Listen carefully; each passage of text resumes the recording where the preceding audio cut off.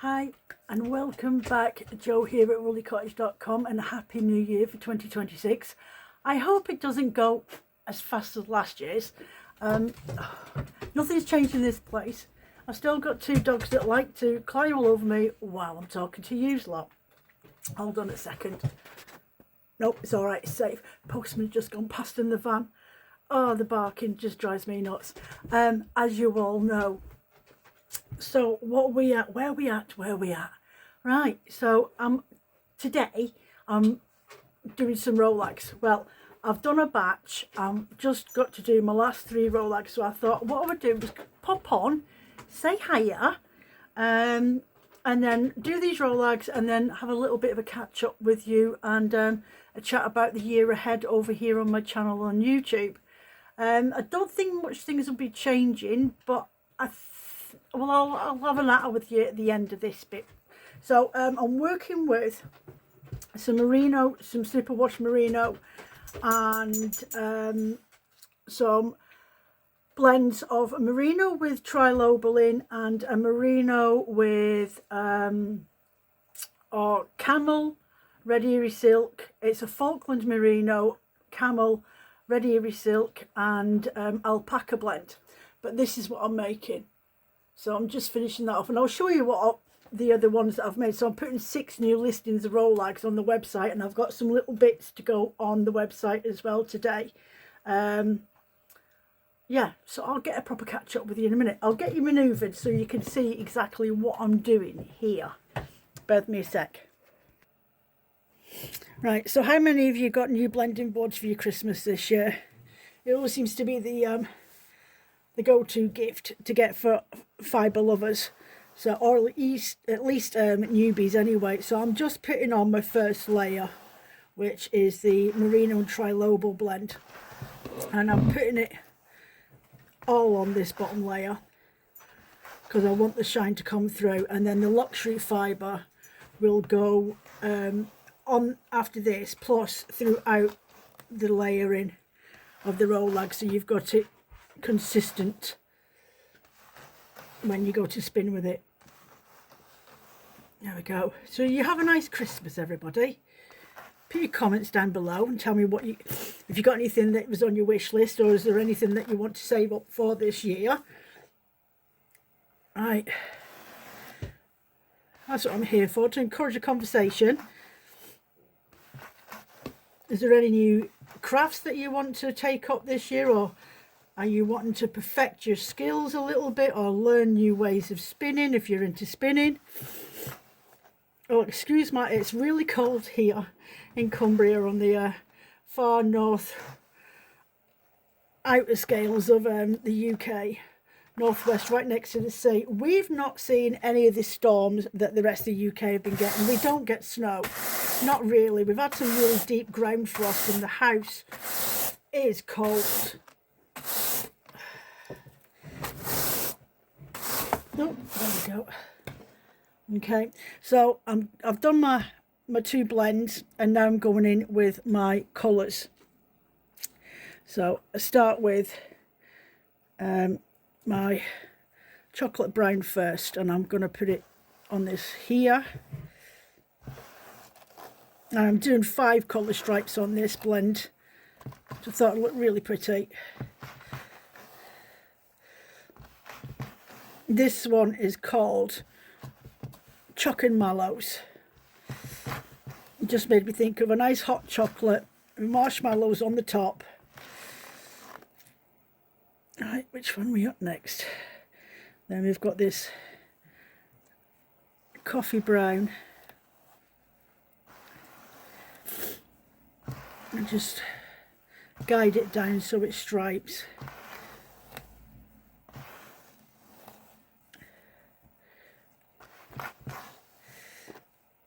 Right, I'm just going to pack that down because I like my fibres when I put on the colours to blend into each other. And then I've got this caramel. I like them just to sit slightly over the colour next to them. I just think it makes for a smoother blending.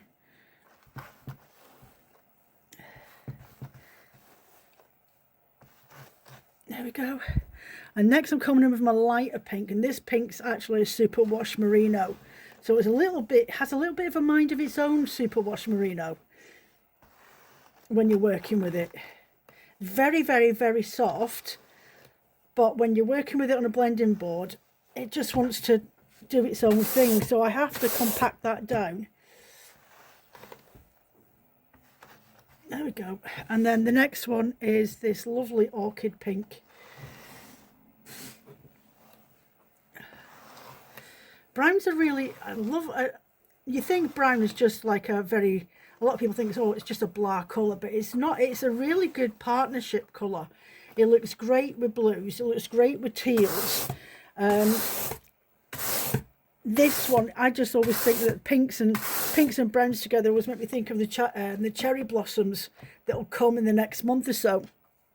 So I've got my blend of Falcon Merino, Red Eerie Silk, and Camel, and Alpaca.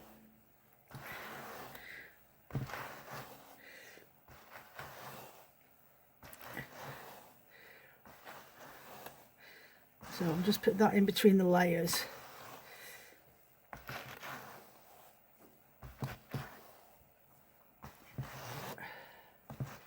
There we go. I'll pack that down again.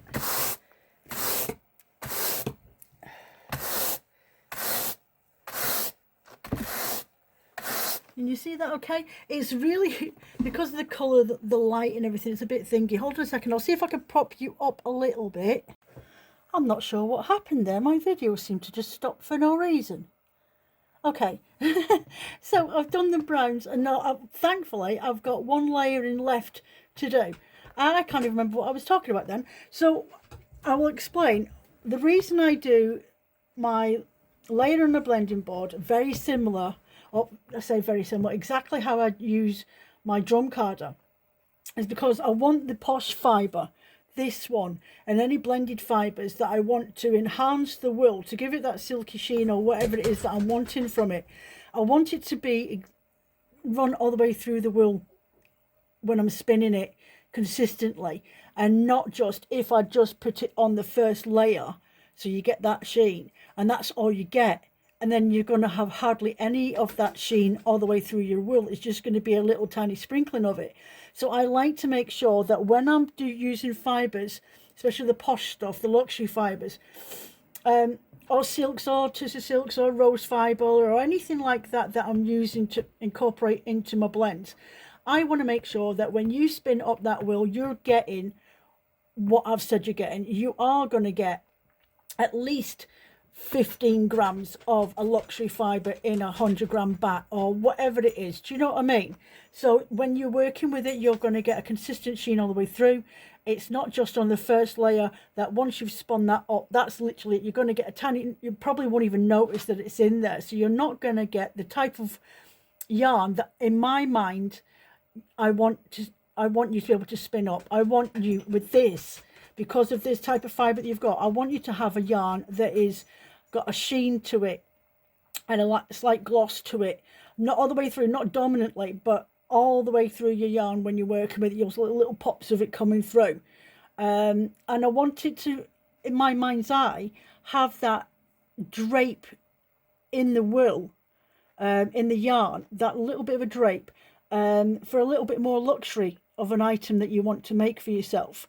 I just think it's really, really important that you really do blend your fibres thoroughly for a really great yarn. Because if you are buying milled yarns that are blended, say like Polworth and Tussah Silk from a company online, and whether it is the undyed version or if you bought it from, say, Rowan's or Stylecraft or whatever, you're not gonna, if they say that you've got a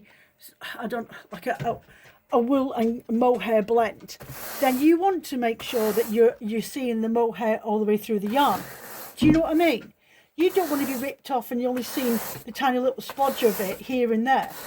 That's the exact same principle when you're blending with your blending board to make your own fibres at home. You want to make sure that if you're doing multi-layers, which is the best way to do it for an even an even distribution, then you want to have multiple layers of everything, so you have got a consistent blend all the way through your yarn. Otherwise, you've just ripped yourself off, and you're not going to get potentially the best looking yarn that you could have created if you'd have just taken a bit more time in blending. And that's it really. That's the best tip I can give you, is just make sure that you've got enough fibre to blend through, blended through out on your Rolags. Right, this is the last layer in now. Look at this. It's not that the board's getting full, it's just that this superwash merino is a bit of a pest to work with. Super soft.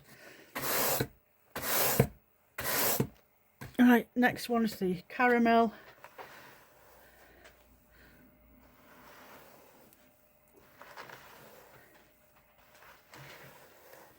I mean, I've been doing this for myself before I started Willy Cottage for nearly 10 years now. 8 years as a business. 8 years, yeah, 8.5 years now as a Willy Cottage business, doing what I do. So it's not me just spouting on. It's from knowledge. It's from me knowing and trial and error over the years of doing it for myself first, to see how I could do, how to do things, and teach myself what it was I wanted to learn, and then taking that knowledge, experimenting with it, and then seeing, no, actually this is what I needed to do if I wanted such and such.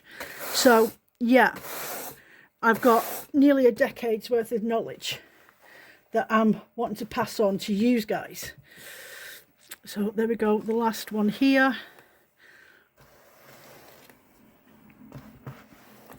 I'm just going to give that another comb down with my brush and get the last of this chocolate brown on.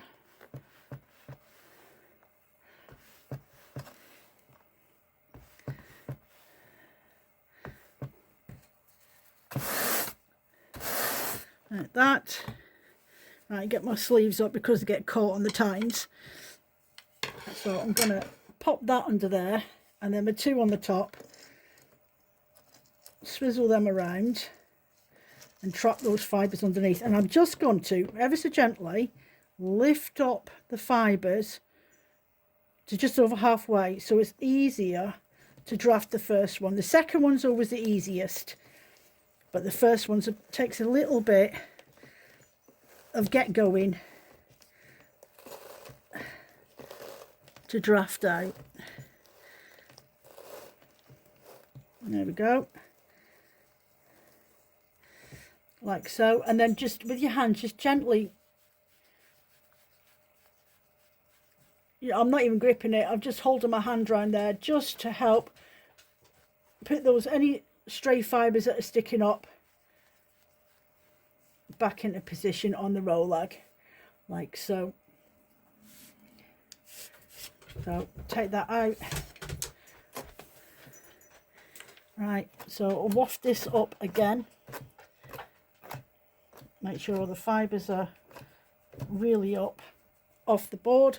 So one underneath, two on top, and one, you want one coming out further on this side and those ones on there. Hold on a second, I'll push it down so you can see what I mean. Right, so this one's out a lot further, see here, than that one. And then the same distance of these ones on the other side, because you need that. Oh, I'm moving my coffee out of the way. You need that so that you can push the single dowel out to unlock the Rolag. So I just like to push in the edges a little bit, and then I'm going to flip that over again underneath my two dowels. Okay, so you can see how this one is shorter than them ones. So I'll pop that down there, and I'll use my fingers to help draft out.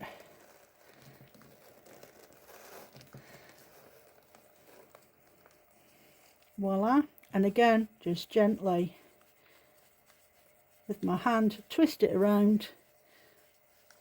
Right, so here we've got where the shortened dowel is there, and I push that up. I hold the other two up the top end with my finger, and I hold this one with my thumb, and I push that so it comes out, and then you've got your Rolag. So take one out and then take the other out, and then the last one,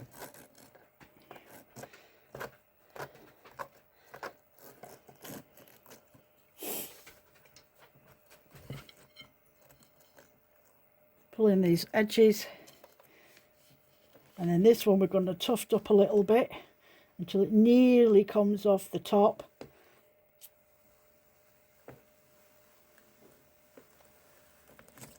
Takes a little bit of shoulder power.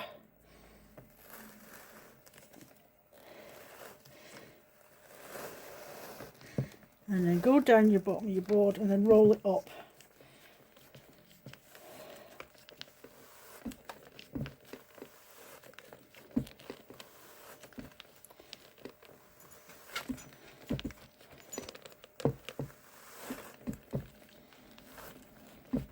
And just lift that ever so slightly up.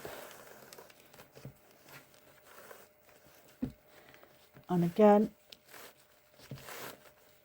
and just keep going until that's nearly all on your dowels. Now I tend to just leave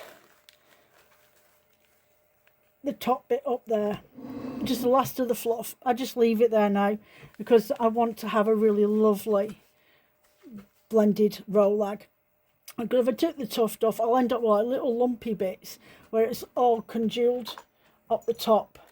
And I actually just stick these all in a fluff box and then use them some other time. I don't waste anything. So here we go. So push up so it comes out the top. Take that out. Push out, or pull out my other ones straight out. And there we have a Rolag. Simple as.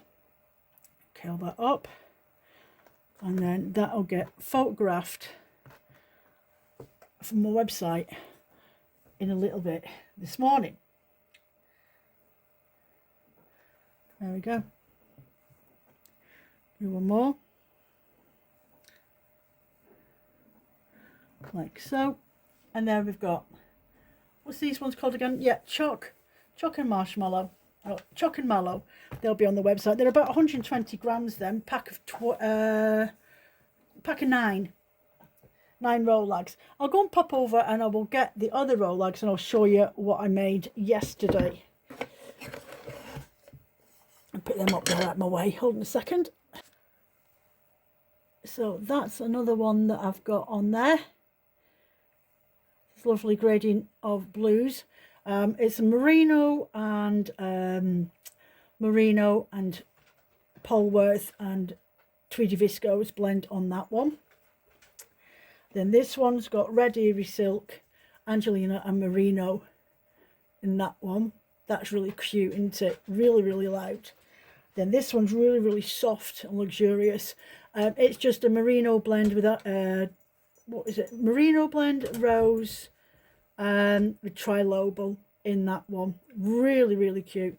I'll twist it around the other way because it looks nice, just as with the sort of pewter colourway going into the nude. And this cloud white. There we go. So that's going in the shop. And then these ones I did yesterday as well.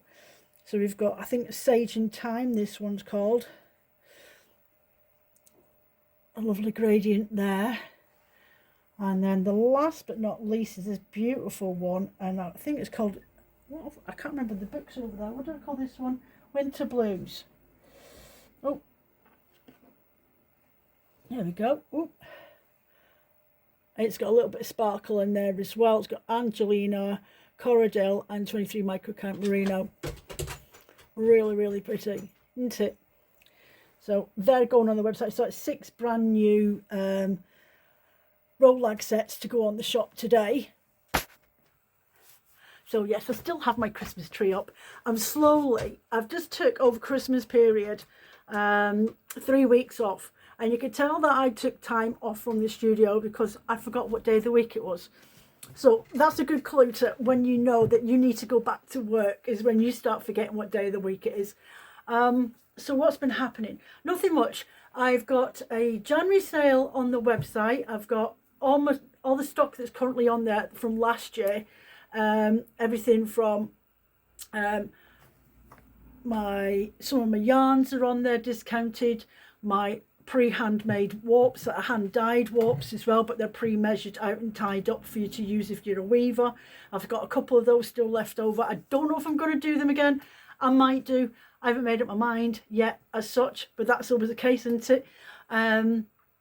What else have I got?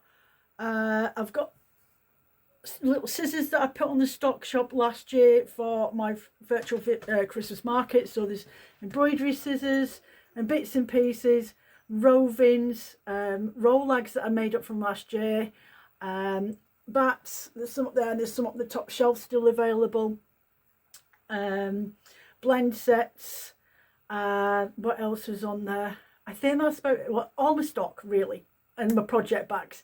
So that's what you can buy over there at the moment, and everything's about 15% or 20% off. If you use the code Woolly Deal, I'll put that at the end of this video so you can see how it's written out. You'll get an extra 10% off on your cart, so you don't have to use a code. Everything's already discounted on the website. So that sale will run until the end of this month, until most of the old stock hopefully is disappeared. Then it'll start to get recycled into new bats for next year. Now, I've been running this channel for 6 years this February coming, and I'm just over 1,000 now. I don't know if any of you are aware or savvy about how YouTube runs and how people get paid on there. I don't get paid. If you watch my videos and you see adverts, I don't get paid for those adverts. I don't get paid by YouTube for my content neither. You have to meet criteria levels before I can even link my website to it. Even though I've been running a website and a business for 8 years nearly, nearly 9 years, I still can't link my website to my YouTube platform. So I don't get paid for the content that I make. So everything that you see me blending up and making generally goes on the website for sale, so I can at least earn some money for the content that I create on here, which is fine. It's not a problem. I don't mind doing it. I'm doing it free of charge for you guys to learn from me. But I do have a Ko-fi account as well, and I've had my Ko-fi account for years. And buying me a cup of coffee just helps me put money aside to be able to experiment a lot more and do a lot more different types of videos for you guys, that maybe you want me to experiment, or you might want me to try and source a fleece and talk about it, or that sort of things. I can't buy that out of my own expenses for Woolly Cottage. The financial years haven't been kind. I am just about keeping in the black. Yeah, I'm a cash-based business. I don't have loans or anything like that. I don't buy my stock on tick.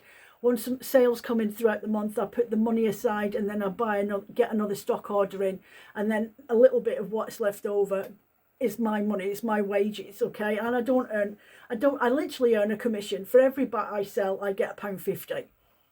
That's the equivalent of it. And each bat, every fortnight, it takes me 2 days to get them dyed up and then dried and then blended and then listed, as well as photographs. So it's 4 days worth of work, and I get £1.50 for every bat. That's how much I get from that. If you work out from ordering the stock, the product stuff that it goes into, the packaging and everything else, the labelling, the electric, the gas, the dye, my time for each bat, it's probably about more than £1.50, but you know what I mean, there's not a lot. And then obviously the profit ends of it I've got to put to one side for the run of the website, and my QuickBooks for doing my accounts, my HP for printing off labels and bands and things like that for my yarns and stuff, Yeah, so there's a lot more behind financial things going on in the background that I don't see a lot of the money. So I am literally a commission based creator. But I do also have, if you want to support me, a Patreon account. And there are loads of videos over there. I've been on there for 2 years now. 2 years in the end of this month I've been on Patreon for. And there's loads of videos over there that are not released onto my YouTube channel. At least not at the moment. There's the Q&A questions. There's videos on there that I haven't released over here.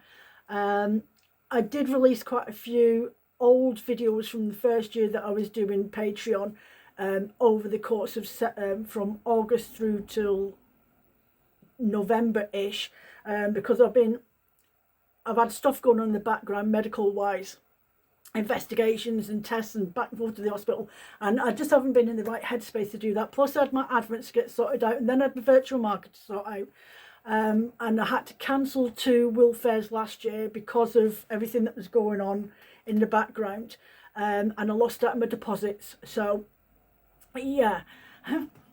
And I've missed out on every opportunity to be able to apply for Will Fairs this year. So I'm going to be concentrating on the YouTube channel. So for that, I really, really, really need your input. I need your input. What would you like me to do on this channel throughout the rest of this year? Would you like to see more of something? Or would you like me to have a go at this? Like, I've got a peg loom. I've got a box full of hand spun yarn from 3 years advents that I've sent out, and I've kept samples of myself and spun them up in old advent videos. So I've got a box down there, so I might get my peg loom out at some point and do that. Weaving wise, my house is really, really dark to do any weaving. I have got a 4-shaft loom downstairs. At the moment it's just too dark to be able to do any weaving down there, but I do have a little Kromsky Presto loom, a little 10-inch one. So if I can hunt that out, and the heddle that goes with it, because nothing is ever together when you want it, is it? So I can hunt that out. But would you like maybe to experiment and do things you've never seen me do before, or that I've never, maybe set me a challenge? Jo, can you do this? Well, let me see if I can, and I'll come back to you. And try and create a video for that specifically. Now I do inkle weaving, but I've had criticism on that from comments on here. It's not something that I do professionally, it's just something I do now and again. It's just a little bit of something for me. I don't do it professionally, so, and I always say that, and that's one thing that my subscribers to my channel always say that they love about me and my channel, is that I'll have a go at anything, and I always say at the beginning, I am not a professional at doing this. This is what I've just learned, and this is how I do it, and this is how I dabble in this, that and the other, okay?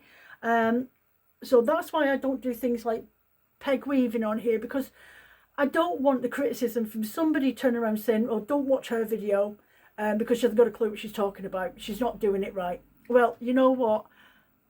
What's right for one is not right for somebody else. Maybe my way of doing something, it makes sense to somebody else. And that's the type of comments I was getting when I was doing my inkle loom weaving. So it put me off doing anything else. But I've got 450 videos all about blending and wool and stuff like that. And there's some spinning videos on there as well. I dabble in a bit of wet felting. I dabble in a bit of needle felting, but it's not something I got my way to do. But if you want me to do something like that later down the line, then I'm more than happy to have a go. And then maybe you guys can tag me on Instagram and show me what you've done from maybe one of the videos I've done. Anyway, so yeah, I really, really need your input and your help, and let me know in the comments below what type of content you want to see me do this year. Not that I'm running out of ideas. It's the fact that my videos are niche. So even when I'm putting up these videos, I've got, as I say, I've been on here for 6 years in February.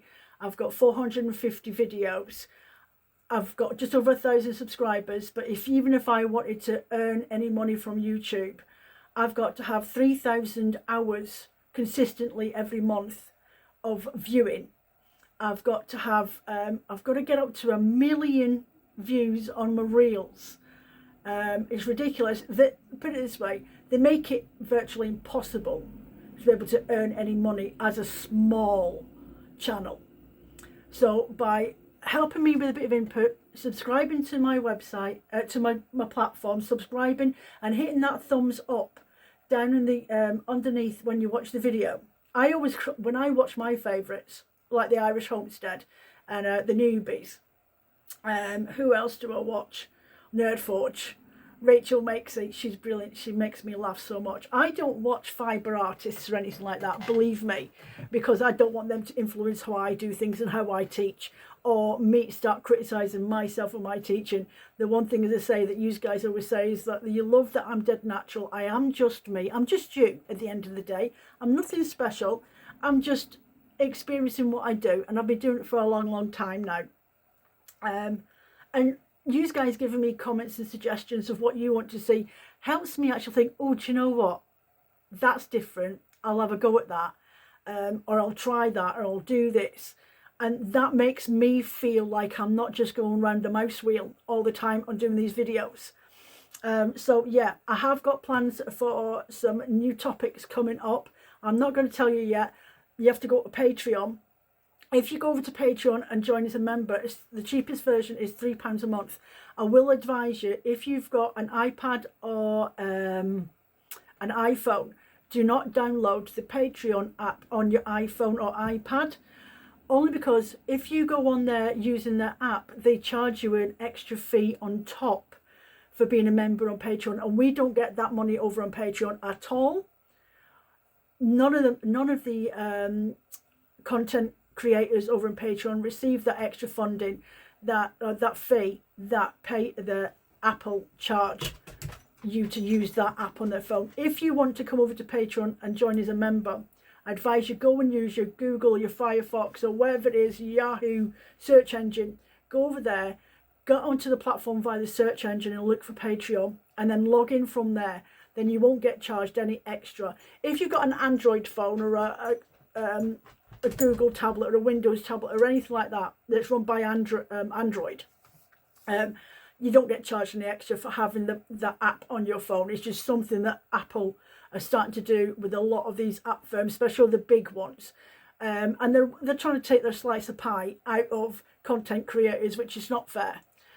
So yeah, that's my bit of advice. So you can join as a member for £3, or you can join as a member for £5 a month, UK money. Don't know what that is for overseas. I think it works out about $4.25 and $5.25 or thereabouts, something like that for America. $6 something for America. Australia, I have no idea. I think it's roughly about the same. I think we're about $1.30 something to the pound. So yeah, and that gets charged on the exact same day every month for you guys. Whenever you create that, you can join as a free member as well, but you don't get access to as many videos. I do pop up something now and again for the free members to watch, and also some of those are charged, so you can watch it, but you pay a small fee as well. It just helps for me as a creator and a business, because I am a business at the end of the day. That's what I do for a living. I create, I dye wool and I blend wool, and I sell them on my website over at Woolly Cottage, www.woollycottage.com. And so I do these videos as part of my studio work. So anyway, sorry for going on there a bit. So yeah, please do put down below in the comments about any suggestions or content that you want to see me do. Is there any crafts that you've been tinkering with the idea of and you're not sure if you've got the confidence to do it? Then I'll have a go for you first, and we'll just take the mick out of Jo and until she figures out how to do it properly. Okay, right, anyway, that's me off now. I'm starting to get a tickle in my throat. I need to get these photographed and put on the website, and the new bits and pieces that I've bought for the web shop as well. Anyway, take care of yourselves, and I will catch up with you in a week or two with some new videos. Bye for now.